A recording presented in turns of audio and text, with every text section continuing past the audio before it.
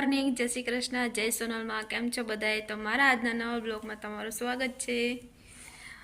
તો વાગી ગયા 9:30 જેવું થઈ ગયું ને કામ થઈ ગયું બધું. પોતાને એવું બાકી છે તો કરી લે, પછી પાપડ બનાવવા. તો હાલો પેલા કામ કરી લઈ બધું. તો આજ રાજવી આવવાના છે જેતપુરથી નવી એક્ટિવા લઈને. તો હું તમને બતાવી, એટલે સેકન્ડમાં લીધી, એના દોસ્તાને જ છે. તો એ આજ લઈને આવી છે જેતપુરથી. તો હું તમને બતાવી. ઉપર સીન જો કેવું મસ્તી ના આવે. નારિયેળીનો તાલું હાવ અગાસી ઉપર આવતા રહ્યા. ત્રોપા પડો હોય તો અહીંથી હમું હાવ આંબી લેવાનું. હાવ અડી ગયું નારિયેળિયું.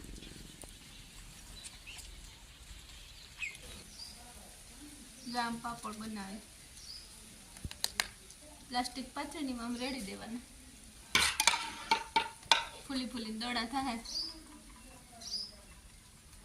તડકો બહુ લાગે તો ગેસ ઉપર.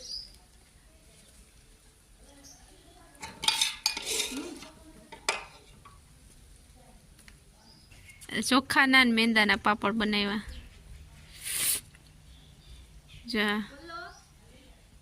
હું માં બે જોઈ બેઠ્યો નવરિયું થઈને કામ કરીને. બધા આડા વરા ગયા, અમે બે વધ્યું. વાયના કરવા પણ બેહીને પછી કરી હવે હારું બેહી લઈ પછી એક જણી બદલાઈ ગયો ને એક જણી વાયના કરી ને એક જણી ઢોર દઉં આ નવરી એટલે કે પછી રોટલા બનાવી છે, ખીચડી બનાવી છે ને શાક બનાવી છે, હંભારો બનાવી છે ને. આજ 8 વાગી જાય. 8 વાગ્યા પછી યાર કરીને બેસી પછી સુઈ જાઉં. હા એવું બધી કરશું પછી સુઈ જાઉં. પછી ઢોર દઉં ને પછી દૂધ દેવા જાય ને કે દૂધ કે લેવા આવે.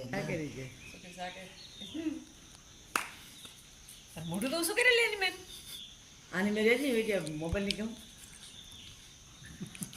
મોટું કપાય બરાબર દુખરા લઈ લે. દુખરા લેવાનો હોય ચોખા તો મરી હોય ના થાય તો ક્યાં ફીટા વાલી બોસ ફીટા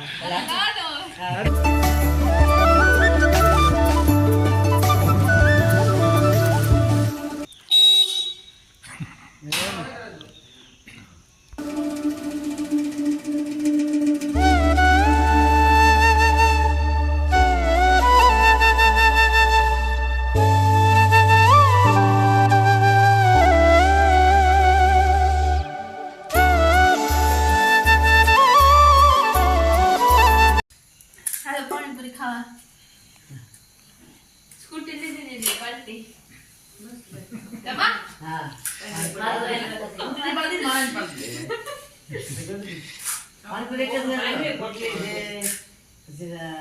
પાંદડીનું શાક છે, સેવ છે, ભાજી બનાવી, ડુંગળી સુધારી, એટલું બધી પકોડા કર્યા હતા. પેલા કાપી નાખો.